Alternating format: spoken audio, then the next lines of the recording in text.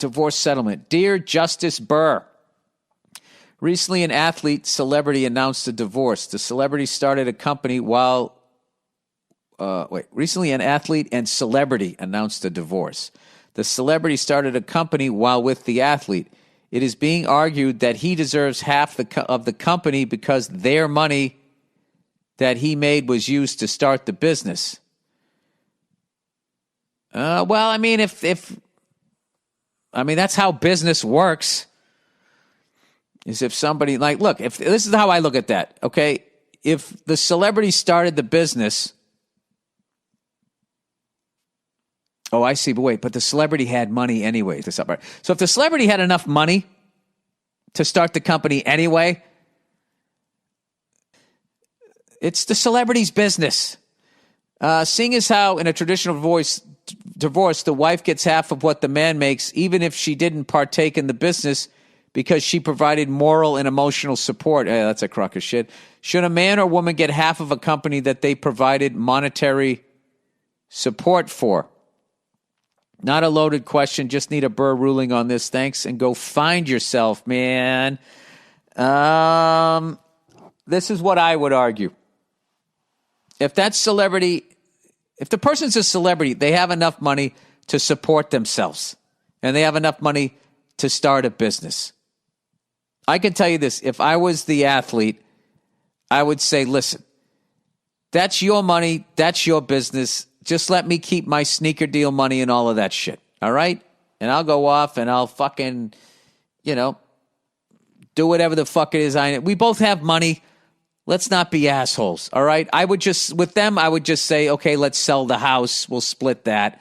But I wouldn't, personally speaking, I don't think that you should get into all of, the celebrities building a brand and has like a clothing company or some fucking shit. Like, I don't agree with that. But what I will say is at least both of those people were working and making money, because I will tell you the moral and emotional support is the biggest crock of fucking shit, because there's no way to prove that. And you could be a total fucking nag. And also moral and, I'm sitting at home. I don't have a fucking job. You're going off in a coal mine.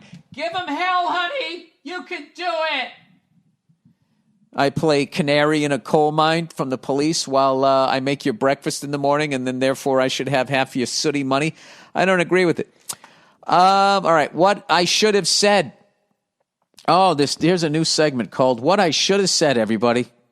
You know those moments in life where you just let somebody walk all over you before you even realize it's happening, and then 10 minutes later you think the thing that you should have said? This is what it is. All right, Donut Dreams. Hello, Bill. I'm a big fan of yours and can't wait to see you when you tour through my town this September. I was listening to the May 31st podcast, and I have a story about a time I wish I could go back and tell this donut baking asshole to fuck himself and that his donuts suck. All right, here we go. I was with two of my friends, and we were going to our local donut shop one late night because we had the munchies. At the time, was eating a lot of peanut butter. Okay, at the time, I was eating a lot of peanut butter and jelly sandwiches because I was broke and they are easy to make. In my altered mood, I was curious what a peanut butter and jelly donut would taste like. So I got all excited. Dude, how fucking high were you? Hey, man. What if you combined a peanut butter and jelly sandwich with a donut, man? So I got all excited. Yep, and you were one with the world. Gee, what could go wrong here? So I got excited about the potential of this store having a donut with jelly and peanut butter. We get to the store, and I start looking over the donuts for something that might have jelly and peanut butter. I see a donut that might have jelly or something. I can't remember exactly what happened, but ask the baker, is that grape jelly? The baker responds, grape jelly? What are you, pregnant?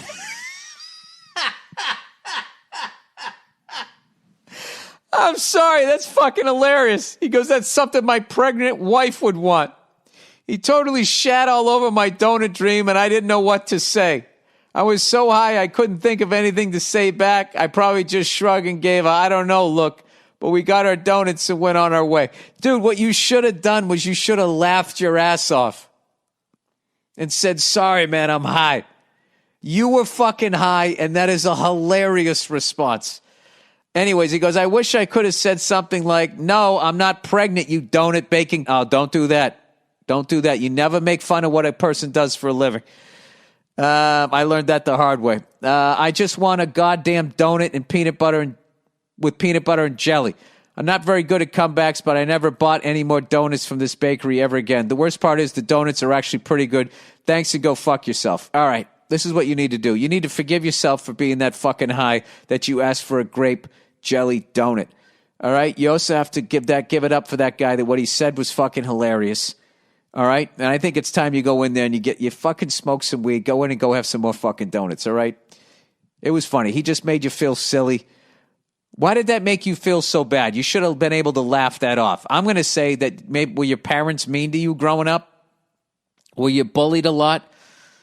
Is that what it was? Because that seems like you brought a little bit of baggage in there, because that was like, depends on what he said. Grape jelly? What are you, pregnant? I would have fucking fell on the floor laughing. I would have fell on the fucking floor laughing if the guy said that to me. But I don't know. It depends on how he said it. On defense of you. Because I remember one time when I didn't know anything about drums, and I was into Stuart Copeland, and I wanted to buy one of those little cymbals that he had. I came walking into this music store, and I was like, yeah, I want to buy a cymbal. Do you have like one of those little cymbals? You know, they're not like bigger. They're literally small ones. And the guy just goes, you mean a splash? I was just like, it's just like, all right, I'm sorry your band didn't make it. Yeah, splash. Sorry. This is why you work here. I'm brand new. I'm going to spend money in your store. I get it. I know, Did your friends laugh at you? Is that what it was? What, are you pregnant? That's fucking hilarious. Anyway, here we go. Keep going. Moving on here. What I shouldn't have said. Oh, so this person's turning it on the on its ear here. What I shouldn't have said. Dear Billy Burberry handbag.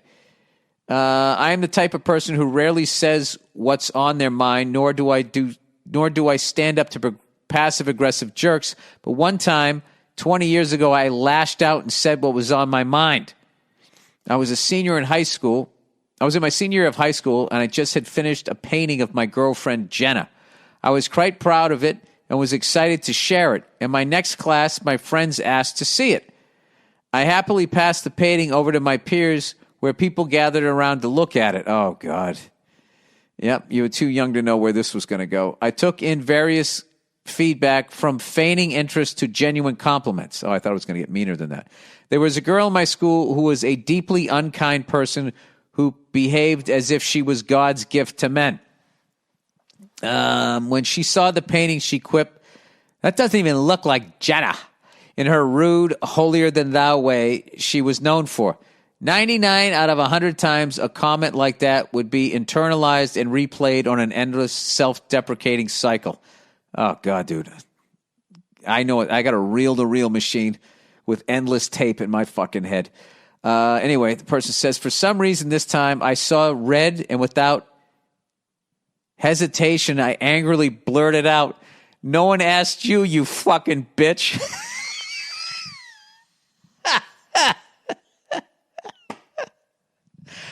Oh, my God, I love that. That's fucking hilarious. He goes, the whole class went silent. Her face turned beet red. And I was handed back my painting as I heard someone say, Jesus Christ, Joey. I cannot say it was my proudest moment. What are you fucking talking about, dude? If I was the guy that judged you, the fucking God at the end of my life, you're walking into my waiting room to see if you get in heaven, and I'm doing the De Niro. Come here, you. Come here, you. Right? He said, I cannot say it was my proudest moment. It goes against my desire to be kind to people. Hey, no.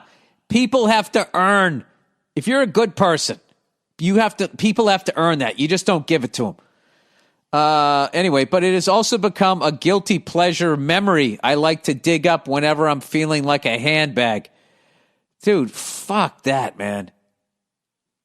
Dude, you painted a picture of this woman you were in love with And she goes, that doesn't even look like Jenna. Okay? No one asked you, you fucking bitch. Like, yeah. I mean, that's all aces. There's nothing guilty about that. I mean, that's a fucking triumph. I mean, I personally, I would watch that clip right in between some NFL films about Super Bowl victories, and that at no point would I be like, why was that in there?